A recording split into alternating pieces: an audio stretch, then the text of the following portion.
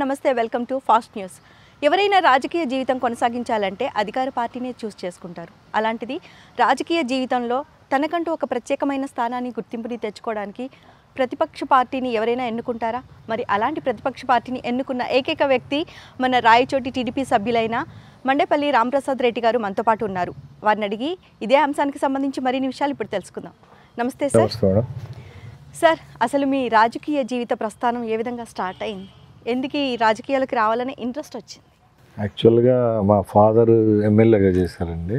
మాది ఫస్ట్ నుంచి కూడా పొలిటికల్ ఫ్యామిలీ. మా ఫాదర్ ట్వైస్ ఎమ్మెల్యేగా చేశారు. మళ్ళీ మా కజిన్ బ్రదర్ కూడా 2 టర్మ్స్ ఎమ్మెల్యేగా చేశారు. మాది రాయచోటి నియోజకవర్గం, ఉమ్మడి కడప జిల్లా. మా ఫాదరు, మా బ్రదరు వాళ్ళు పాలిటిక్స్లో ఉండడం వల్ల చిన్నప్పటి నుంచి ఆ వాతావరణంలో పెరిగాం కాబట్టి మాకుండే ఈ గ్రూపును పదిలపరుచుకునేదానికి నేను కూడా పాలిటిక్స్లోకి వచ్చాను. ఆల్మోస్ట్ 20 years కంప్లీట్ అయ్యాయి లాస్ట్ మంత్తో. ఈ సమాజం పట్ల ఉన్న అభిమానంతో మన కుటుంబంపై చూపించే ప్రేమాభిమానాలను వదులుకోలేక ఈ రాయచోటి నియోజకవర్గంలో గత 40 సంవత్సరాల నుంచి మా వెనకాల నడిచిన కుటుంబాలు ఎన్నో ఉన్నాయి. వాళ్ళకు మంచి చేద్దాం, అలాగే ఈ ప్రాంతంలో పుట్టినందుకు ఇక్కడ ప్రజలు రుణం తీర్చుకునేదానికి ఇక్కడ నేను పాలిటిక్స్లో ఉన్నాను. గత 20 సంవత్సరాల నుంచి రాజకీయమే కాకుండా ఒక సేవా రంగంలో ఒక ట్రస్ట్ ఏర్పాటు చేసుకొని మా ఫాదర్ పేరుతో ఇక్కడ లోకల్గా నా శక్తి ఎంతుందో దాన్ని పెట్టి ఇక్కడ సేవడం జరుగుతూ ఉంది. రాజకీయాలకి రాగానే ఎవరైనా కానీ అధికారం చూసుకొని, అధికార పార్టీలో ఉన్న ఆ బలం చూసుకొని అన్ని విధాలుగా ముందుకెళ్ళిపోవాలనుకుంటారు. అలాంటిది అసలు మీరు ఆ పార్టీని వదిలేసి, అంటే ఇది కేవలం ప్రజల కోసమేనా సార్? ఆ దృష్టిలోనే వెళ్తున్నారా? ప్రజల కోసమే మీరు ఈ పార్టీలోకి, అంటే మళ్ళీ ఈ పార్టీలోకి రావడం జరిగిందంటారా? ఇది ఓ పెద్ద స్టోరీ ఉందమ్మా. యాక్చువల్గా మాది ఫస్ట్ నుంచి కాంగ్రెస్ కుటుంబం. మేము కాంగ్రెస్ పార్టీలో ఆల్మోస్ట్ 35 years కాంగ్రెస్ పార్టీలో ఉన్నారు మా పూర్వీకులు. మేము ఫస్ట్ నుంచి కూడా ఈ జిల్లా వాడైన రాజశేఖర రెడ్డి గారి గుంపులో, అంటే ఆయన ఫాలోయర్స్గానే ఉన్నాం. కాలక్రమేణా ఇక్కడ జరిగిన లోకల్ పరిణామాల వల్ల పార్టీ మారడం జరిగింది. ఇప్పుడు తెలుగుదేశం పార్టీ లేక నేను లాస్ట్ 3 years అయింది వచ్చి. ఇక్కడ చంద్రబాబు నాయుడు గారు చేసిన అభివృద్ధి కార్యక్రమాలు అయితేనేం, ఆయన ఈ రాష్ట్రానికి ఆయన వల్ల అయ్యే మంచి అనేది జనాల్లోకి తీసుకొని పోయేదానికి ఈరోజు తెలుగుదేశం పార్టీ కార్యకర్తగా నేను పార్టీలో కొనసాగుతున్నాను.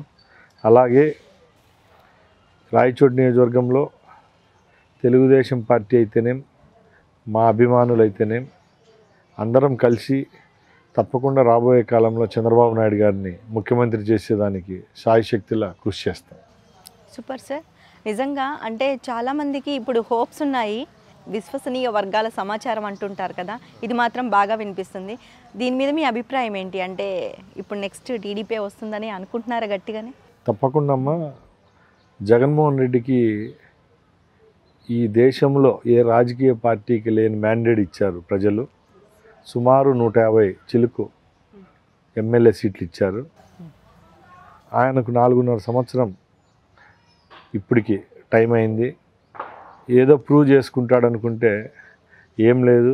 ఈ 4.5 సంవత్సరంలో ప్రతిపక్షాలను అయితేనేం అనగదొక్కడం, ప్రజల మీద కక్ష సాధించడం తప్పక ఇక్కడ అభివృద్ధి అనే శూన్యం. ముఖ్యంగా రాజకీయాల్లో శత్రువులు, మిత్రులు ఈరోజు ఉండేవాళ్ళు రేపు ఉండరు. ఆయన మిత్రుడు అనేవాడు ఆయనకు ఉండడు. ఎంతసేపు శత్రువులనే చూసుకుంటాడు.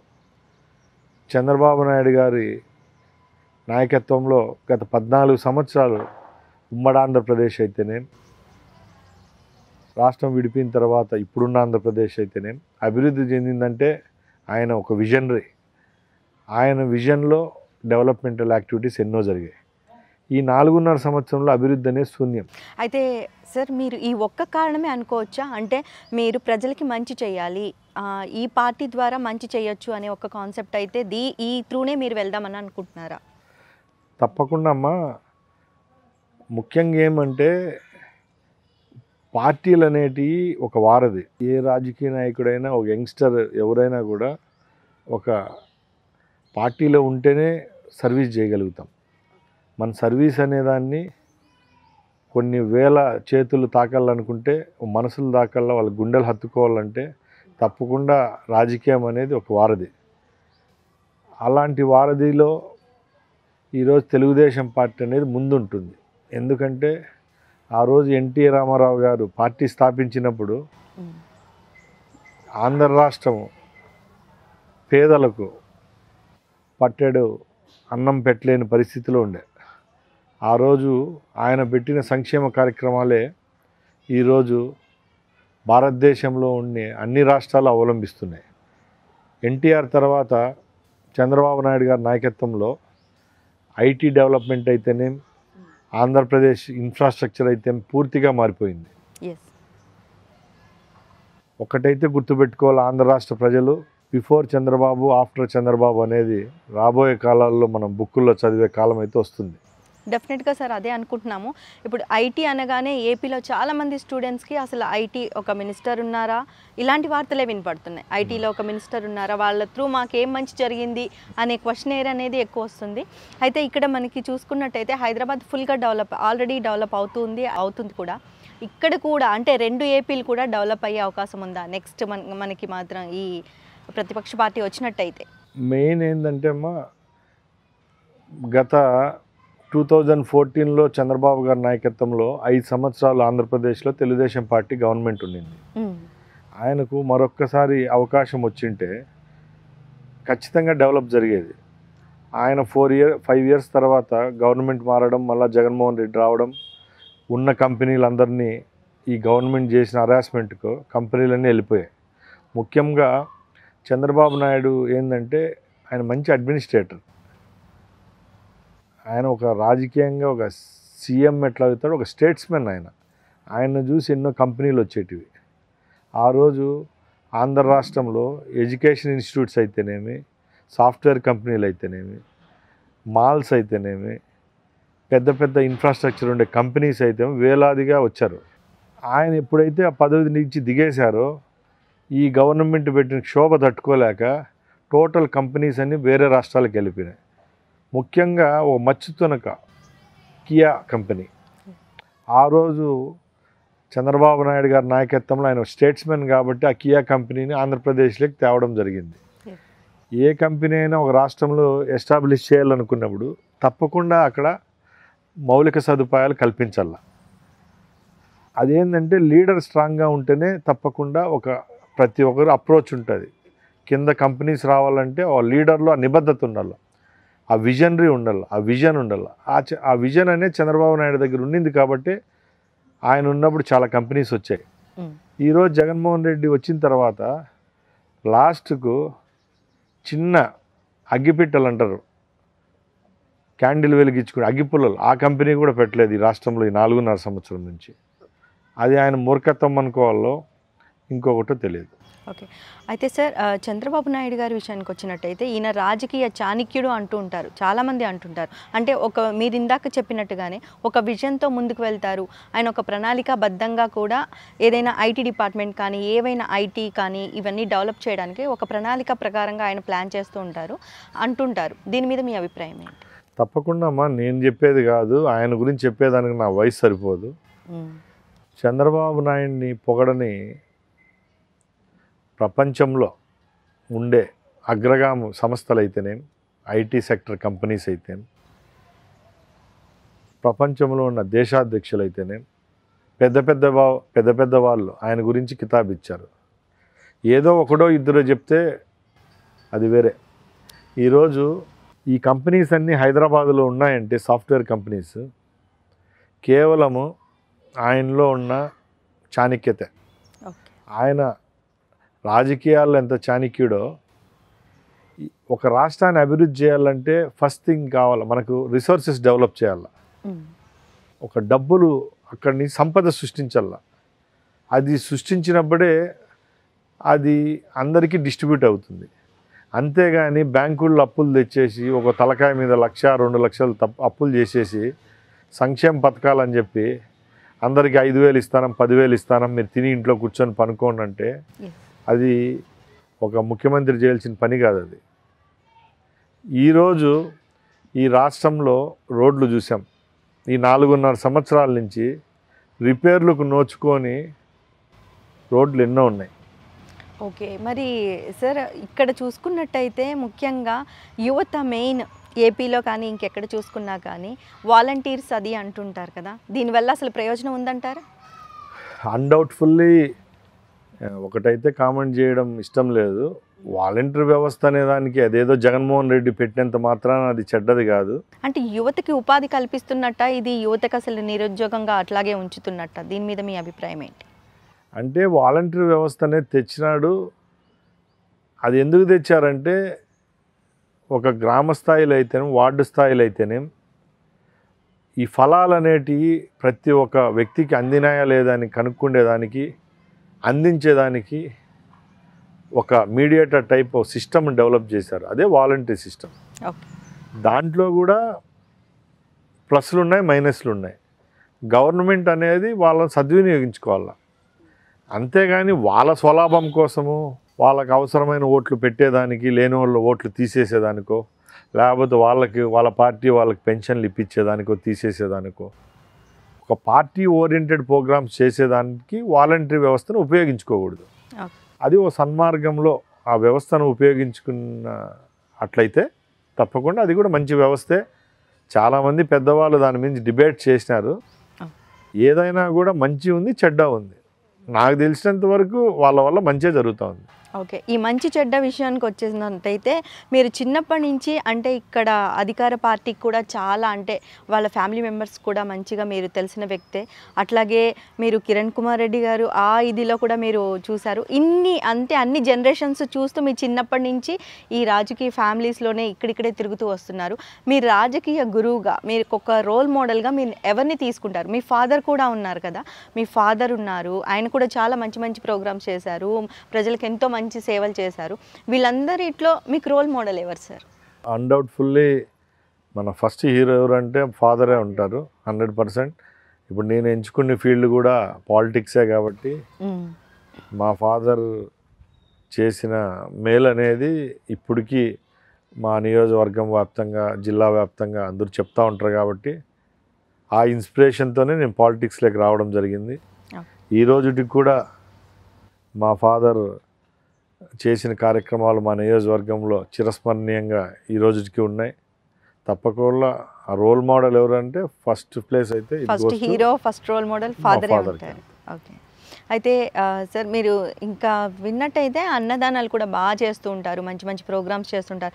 క్రౌడ్ ఎక్కువగా ఉన్న దగ్గర ప్రోగ్రామ్స్ కానీ ఇవి జనాలకి ఎక్కువగా మంచి చేసే కార్యక్రమాలు కానీ చేస్తున్నారు కదా. అయితే నెక్స్ట్ మీరు అధికారంలోకి వచ్చిన తర్వాత కూడా ఇదే తరీకా ఉంటుందా? ప్రజలు ఇలా ఎక్స్పెక్ట్ చేయొచ్చా? ఫస్ట్ థింగ్ ఏంటంటే మనం ఎంచుకునే రంగం ఏంటంటే రాజకీయం. రాజకీయం అంటే దానికి అవధులు ఉండవు.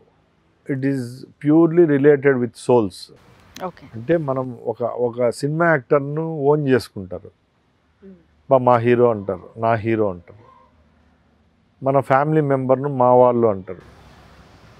ఈ భారతదేశ చరిత్రలో ఒక రాజకీయానికి ప్రతి ఒక్క మనిషి గుండెల్లో ఒక స్థానం అనేది ఉంటుంది. ఆ లీడర్షిప్ క్వాలిటీస్ ఉండే వాళ్ళకి.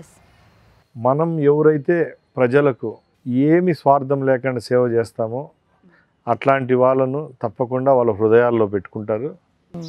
మనం కూడా ఏదో వచ్చినాం చేసినాం, ఒక ఎమ్మెల్యేలు అయినాం, మంత్రులు అయినాం అనేది కాకుండా జనాలకు రీచ్ అయ్యే విధంగా వాళ్ళ మైండ్ సెట్కు తగ్గట్టు మనం పనిచేస్తే తప్పకుండా మనల్ని ఓన్ చేసుకుంటారు. వాళ్ళ ఫ్యామిలీ మెంబర్స్ కంటే మనమల్నే వాళ్ళు బాగా చూసుకుంటారు. ఓకే, అయితే సార్ ఇక్కడ చూసుకున్నట్టయితే రాజకీయ జీవితంలో ప్రతి ఒక్కరు కూడా ఎంతో బాధపడి ఆ బాధని ఉంచుకొని బయట మాత్రం ప్రజల్లో చక్కగా వాళ్ళకి ఏం కావాలో చూసుకొని చేస్తూ ఉంటారు. ఇక్కడ మనల్ని బాధ పెట్టి మనం వేరే వాళ్ళని బాధ పెట్టడం కాదు. మీరు ఎవరి త్రూ అన్నా బాధపడ్డారా? మీ మనసుకు బాధ అనిపించిందా? ఎవరి త్రూ మీరు బాధపడ్డారు? తప్పకుండా ఉంటుందండి. రాజకీయం అనే తర్వాత అప్స్ అండ్ డౌన్స్ చాలా ఉంటాయి. పాలిటిక్స్లో అంటే ఇప్పుడు మాకు చిన్న ఏజ్లో మా ఫాదర్ చనిపోయారు. ఆ తర్వాత ఎడ్యుకేషన్ మీద పెద్ద కాన్సన్ట్రేషన్ లేక పాలిటిక్స్లోకి వచ్చాం. అప్స్ అండ్ డౌన్స్ ఉన్నాయి. లాస్ట్ 20 years నుంచి మనం అనుకున్న గోల్ రీచ్ కాలేదు. బట్ ఎప్పుడూ రిగ్రెట్ కాలేదు. కానీ ఆ పెయిన్ అనేది ఉంటుంది. ఆ పెయిన్ ఇంకా ఓవర్కమ్ చేస్తా బౌన్స్ బ్యాక్ అయితేనే మనం ఫ్యూచర్లో సక్సెస్ అవుతాం. నాకు తెలిసినంత వరకు క్వాంటిటీ కంటే క్వాలిటీ అనేది ముఖ్యం. రాజకీయాల్లో కూడా ఎన్ని సంవత్సరాలు రాజకీయాల్లో ఉన్నామని కాదు, అతి తక్కువ రోజులు ఉన్నా కూడా పదవిలో మన ముద్ర అనేది వేస్తేనే చిరస్మరణీయంగా అందరి హృదయాలు దోచుకునే వాళ్ళం అవుతాం. కాబట్టి తప్పకుండా మనం జనాలకు దగ్గరయ్యే కార్యక్రమాలు ఏంటి ఉంటాయో అవన్నీ చేసేదానికి ముందుకుంటాం. రాజకీయాలు అంటేనే వెన్నుపోటు అంటుంటారు కదా సార్. ఈ కట్టప్ప బాహుబలి తరీకాలో మీకెవరైనా అంటే వెన్నుపోటు పొడిచి మనసు బాధ పెట్టే వ్యక్తులు ఎవరైనా అనిపించారా? అలాంటి సందర్భాలు ఎప్పుడైనా కలిగాయా? ఒకటైతే నిజమ్మా, రాజకీయాల్లో మనకు ఎంత కష్టపడినా అదృష్టం అనేది కొంచెం ఉండాలి. ఆవగింజంత ఇక్కడ సినిమాల్లో కానీ రాజకీయాల్లో సార్ ఎక్కడైనా కూడా అదృష్టం అదృష్టం ఉండాలా. ఏదో మనం కష్టపడినాం మనకు అది అందుతుంది అనుకోవడంలో మన మూర్ఖత్వం. మన అదృష్టం ఉండాలా, ఎదుతో దురదృష్టం ఉంటేనే మనకు సక్సెస్ వస్తుంది. అట్లని చెప్పి మనం పడే కష్టాన్ని ఏ రోజు మనం తక్కువ వేసుకోకూడదు, తక్కువగా అంచనా వేయకూడదు. కష్టపడతా ఉంటే ఒకరోజు అయితే మనం అయిన గోల్ అయితే రీచ్ అవుతాం. అయితే సార్ ఇంకొకటి, ఇప్పుడున్న ప్రభుత్వం త్రూ ప్రజలు ఏం మిస్ అవుతున్నారు? ఇప్పుడు రాబోయే ప్రభుత్వంతో ప్రజలు ఏం పొందబోతున్నారు? ముఖ్యంగా ప్రజలు ఇదే ఎదురు చూస్తుంటారు కదా. ఇప్పుడు చాలామంది అయితే ఎక్కువలో మనకి 80% విసిగిపోయాము అనే ఒక వార్త అయితే వినపడుతుంది. అది పబ్లిక్గా ఓపెన్ సీక్రెట్ అది. మరి కొత్తగా వచ్చే ప్రభుత్వంతో ఏం కావాలని కోరుకుంటున్నారు ప్రజలు? అట్లాగే ఏం రావాలనుకుంటున్నారు మీరు కూడా? యాక్చువల్గా ఏంటంటే ఈ 4.5 years నుంచి జగన్మోహన్ రెడ్డి గారి ప్రభుత్వంలో జనాలకు వాళ్ళు ఏం ఎక్స్పెక్ట్ చేస్తారో అది ఇవ్వలేకపోయినాడు. ఆయన ఏది చేయాలనుకుంటాడో అది చేస్తాడు. కానీ జనాలు ఏది కావాలనుకుంటాడో ఈయన చేయడంలే. ఇన్ ద సెన్స్ నేను ఒకటి చెప్తాను, ప్రజలు కావాల్సినవి మౌలిక సదుపాయాలు అవంటే ఏంది, కూడు గుడ్డ నీడ ఇట్లాంటివి ఉంటాయి. అది కల్పించడమే గవర్నమెంట్ యొక్క ముఖ్య ఉద్దేశం. ఇప్పుడు ఈ ఓట్ల కోసము ఈ జనరంజక పథకాలన్నీ కొన్ని ఇంప్లిమెంట్ చేసేసినారు. జనాలకు అమ్మఒడి అంటారు ఒక స్కీమ్, అది ఈ సంక్షేమ పథకాలు అందరికి అందుతున్నాయి. సంక్షేమ పథకాలు దాని విషయంకి వస్తున్నాయి. సంక్షేమ పథకాలు అనేటివి అభివృద్ధి అనేటివి రెండు జోడుగుర్రాలు. రెండు ప్యారలల్గా పోతేనే ఎకానమీ బాగుంటుంది, అలాగే రాష్ట్రం కూడా డెవలప్ అయ్యేదానికి అవకాశం ఉంటుంది. ఎంతసేపు నేను అమ్మఒడి ఇచ్చినాను, ఈ సబ్సిడీలు ఇచ్చినాము, ఆ సబ్సిడీలు ఇచ్చినామంటారు. కానీ ప్రైజెస్ నియంత్రించడంలే. ఈ స్టేట్ గవర్నమెంట్ అయితేనే, సెంట్రల్ గవర్నమెంట్ అయితేనే మనం తినే తిండి రేట్లు ఆకాశాన్ని అంటినాయి. మనం రోజు తిరిగే పెట్రోల్ అయితేనే, డీజిల్ అయితే, గ్యాస్ అయితేనే ఆకాశాన్ని అంటింది. మనం పోయే రోడ్లు అన్నీ గుంతల మిట్టలు అయిపోయినాయి. బస్ ఛార్జీలు పెంచినారు, రైలు ఛార్జీలు పెంచినారు, ఫ్లైట్ ఛార్జ్ ఆఖరికి 3,000 రూపాయలు ఉండే ఫ్లైట్ ఛార్జ్ ఈరోజు 18,000 అయింది. భారతదేశంలో ఇంత వందల కోట్ల జనాభా ఉంది. ఈ జనాభాకులో maximum 95% of people below average వల్ల ఉంటుంది. ఇలాంటి వాళ్ళకి కావాల్సినవి ఏంటి? Common things.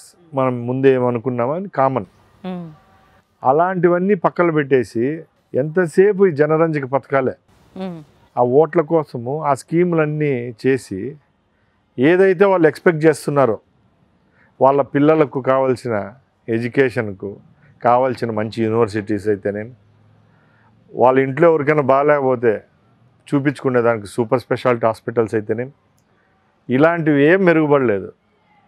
నెంబరింగ్ సిస్టమ్ ఎక్కువ అయిపోయిందండి. అంటే ఒక వర్గం ప్రజలకి మాత్రమే సదుపాయాలు అందుతున్నాయి, ఇంకా మిగతా వారికి అందట్లేదు అంటారా? అంటే నేను అనేది ఏంటంటే సదుపాయాలు అందుతున్నాయి, అన్ని వర్గాలకు అందుతూ ఉంటాయి. వాళ్ళు ఇచ్చే స్కీములు అనేటివి ఎవరెవరు ఏ రేషియోలో ఏ క్లాసిఫికేషన్స్ ఎట్టుంటే అవి వస్తున్నాయి. ఓకే. అవి ఇస్తానమని చెప్పి వాళ్ళకు డైలీ యూజ్లో ఉండే వస్తువులు ఏమన్నా వాళ్ళ అందుబాటులో ఉన్నాయా అని నేను ఒక సూటిగా అడుగుతున్నాను. ఓకే. ఇంకొకటి ఇక్కడ టీటీడీ దేవస్థానం విషయానికి వస్తే అప్పుడు ఇప్పుడు ఒకలాగే ఉందంటారా? దీంట్లో చాలా మార్పులు వచ్చాయని చాలామంది, అంటే ఇది ప్రజల అభిప్రాయం.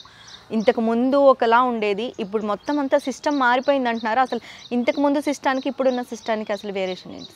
ముఖ్యంగా ఒకటండి, మనం ఆంధ్రప్రదేశ్ రాష్ట్రంలో పుట్టడమే ఒక గర్వకారణం. మనం ఆ వెంకటేశ్వర స్వామి పాదాల దగ్గర ఉన్నాం.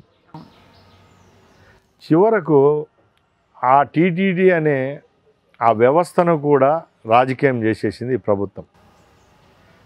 ముందు కూడా ఉండేది రాజకీయం. ఎక్కడి వరకు ఉండేది? ఆ చైర్మన్ ఎన్నుకోవడమో లేకపోతే ఆ బోర్డు మెంబర్లు ఎన్నుకోవడమో దర్శనాలకు టికెట్లు ఇవ్వడం వరకే రాజకీయం ఉండింది. ఈరోజు ఆ టీటీడీని ఎక్కడి వరకు తీసేసినారంటే తిరుపతిలో విచ్చలవిడిగా అన్న మత ప్రచారం జరుగుతూ ఉంది, అన్యమత ప్రచారం జరుగుతూ ఉంది. టీటీడీలో వచ్చిన ఆదాయాన్ని వేరే విధంగా షిఫ్ట్ చేసుకుంటా, దాన్ని డైవర్ట్ చేసుకుంటా, ఆ డబ్బులను విచ్చలవిడిగా ఈ నాయకులు వాడుకుంటూ ఉన్నారు. క్యాబ్ డ్రైవర్లు కూడా లడ్డూ ప్రసాదాన్ని విక్రయించే అంతగా ఇప్పుడు సిస్టమ్ ఉంది అని అంటున్నారు. ఇది నిజమే అంటారా? ఎంతవరకు? 100% అండి. తిరుపతి దేవస్థానం ఈరోజు ఉన్నవానికి అయిపోయింది.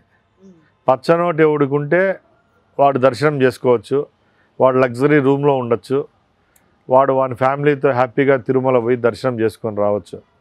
అంతేగాని ఒక సామాన్య రైతు అయితేనే, ఒక సామాన్య వ్యాపారి ఒక కుగ్రామంలో నుంచి పోయి తిరుమల దర్శనం చేసుకొని వస్తాననే నమ్మకం అయితే పూర్తిగా పోయింది. ఇప్పుడు వెళ్ళాలంటే కూడా జనాలు కొంచెం ఎక్కువ టైం పడుతుంది, వెళ్ళడానికి కూడా భయపడుతున్నారు. ఇంకొకటి, ఇంతకు ముందు నడక మార్గంలో అసలు ఈ యానిమల్స్ కానీ అటాక్ కానీ ఉండేది కాదు. ఇప్పుడు ఎందుకు ఇంతగానం ఎక్కువగా అటాక్ అవుతున్నాయి, యానిమల్స్ అటాక్ చేస్తున్నాయి, చిరుతల దాడి ఎక్కువగా అవుతుంది, ఇది కూడా వాంటెడ్లీ చేస్తున్నారా అనే ఒక ప్రచారం వచ్చింది. ఇది నిజమా అబద్ధం అనేది మనకి ఏముండదండి. యాక్చువల్గా ఏంటంటే ఈ వన్యప్రాణులు అనేటివి మనము ఈ డిఫారెస్టేషన్ అనేది ఎక్కువ జరిగిపోతూ ఉంది. అడవులన్నీ కొట్టేస్తున్నారు కాబట్టి ఆ జంతువులు అడవుల్లో నుంచి తిండికో నీళ్ళకో ఇప్పుడు రోడ్లపైకి జనావాసాల్లోకి వస్తున్నాయి. కేవలం తిరుమలలోనే కాదు, ఎక్కడ చూసినా చిరుత దాడులని రోజు ఎలుగుబంట్ల దాడులు, చిరుత దాడులు, ఏనుగుల దాడులు వింటూ ఉన్నాం. అవి ఆ దాడుల కంటే వైసీపీ పార్టీ నాయకుల దాడులు ఎక్కువైపోయినాయి. ఓకే సార్, అది మరి మొత్తం భీమిలి దగ్గర మొత్తం అంతా తీసేశారు అంటున్నారు. ఇది కూడా నిజమేనా? మొత్తం అంతా ఆ ఎర్రమట్టి దిబ్బల్ని మొత్తం తీసేసుకున్నారు, చుట్టుపక్కల ప్రాంతాలన్నీ మొత్తం ఆక్యుపై. ఎందుకండి ఇప్పుడు నేను భీమిలి వైజాగ్ ఫస్ట్ చూడడం 2000లో చూసాము. ఆ రిషికొండ మొన్న లాస్ట్ టైం పోయి చూశాను. తిరుపతి గుండు కొట్టినట్టు కొట్టేసినాడు రుషికొండ. రౌండ్గా అయిపోయింది అని అంటున్నారు, అంతే, ఇంకేం లేదు అక్కడ. ఏం లేదు. ఎక్కడ రియల్ ఎస్టేట్ ఆయన అనుయాయులు ఎవరైతే ఉంటారో వాళ్ళ కోసం ఆయన దోచి పెడతాండు, వాళ్ళు దాచుకుంటాండ్రు. ఇక పోలవరం ప్రాజెక్టు విషయానికి వస్తే అది ఎంతవరకు డెవలప్ అయింది, అది ఎవరి సమక్షంలో డెవలప్ అయింది, ఇప్పుడు నెక్స్ట్ దానికి ఆ డెవలప్మెంట్ కింద ఎలాంటి ప్రజలు లబ్ధి పొందగలుగుతారు? నెక్స్ట్ పార్టీలోకి మాత్రం ఈ టీడీపీ వచ్చినట్టయితే నిజంగా ప్రజలకి మంచి చేకూరుతుందంటారా ఆ ప్రాజెక్టు? ఒక్కటైతే నిజమండి, పోలవరం అనేది ఆంధ్రలో జీవనాడి. పోలవరం ప్రాజెక్ట్ అనే దానికి చంద్రబాబు నాయుడు గారు ఆయన టెన్యూర్ అంతా 14 to 19 ఆల్మోస్ట్ పర్ వీక్ ఒకరోజు పోలవరం డే అని పెట్టుకున్నాడు ఆయన. ఓకే. యావత్ ఆంధ్రదేశం అంతా ఒక ఎత్తు అయితే ఒక వారంలో 7 రోజులు ఉంటే ఒక రోజంతా టోటల్ పోలవరం ప్రాజెక్ట్ మీదే కాన్సన్ట్రేట్ చేశాడు. పోలవరం కోసం సుమారు 40 సార్లు ఢిల్లీకి పోయాడు. దాని జాతీయ హోదా కోసం పోయాడు, దానికి ఫండ్స్ కోసం పోయాడు. ఆయన పోలవరం ప్రాజెక్టుకు అన్యాయం చేసినాడని అంటే ఈరోజు వైసీపీ ప్రభుత్వము పురుగులు పడతాయి. ముఖ్యంగా ఈరోజు ఎవరైతే ఇరిగేషన్ మినిస్టర్లుగా ఉండారో ఆంధ్రప్రదేశ్లో ఒక ఆయనను తీసేసినారు, ఇంకో ఆయనకి ఇచ్చినారు. వాళ్ళు సొంతం ఇంట్లో సెప్టిక్ ట్యాంకు కట్టలేని వాళ్ళు ఈరోజు వాళ్ళు పోలవరం ప్రాజెక్టుకు మంత్రులు అంట. చంద్రబాబు నాయుడు గారు అక్కడే తిష్ట వేసుకొని గిన్నీస్ బుక్ వరల్డ్ రికార్డ్ అయ్యే విధంగా ఒకే రోజు, I don't know the actual values, ఒకే రోజు ఇన్ని క్యూబిక్ మీటర్స్ కాంక్రీటింగ్ జరగాలంటే ఆయన దగ్గరుండి చేయించాడు. ఆయనలో ఉండే నిబద్ధత అది. అంతేగాని ఈరోజు చేతగాని వాళ్ళు రాజకీయంగా ఆయన మీద కామెంట్స్ చేయొచ్చు, కానీ ఈసారి ఖచ్చితంగా చంద్రబాబు నాయుడు నాయకత్వంలో ఈ రాష్ట్రంలో ప్రభుత్వం వస్తుంది. పోలవరం ప్రాజెక్టు ఆయన చేతుల మీదుగా కంప్లీట్ అయ్యేదానికి రాసింది.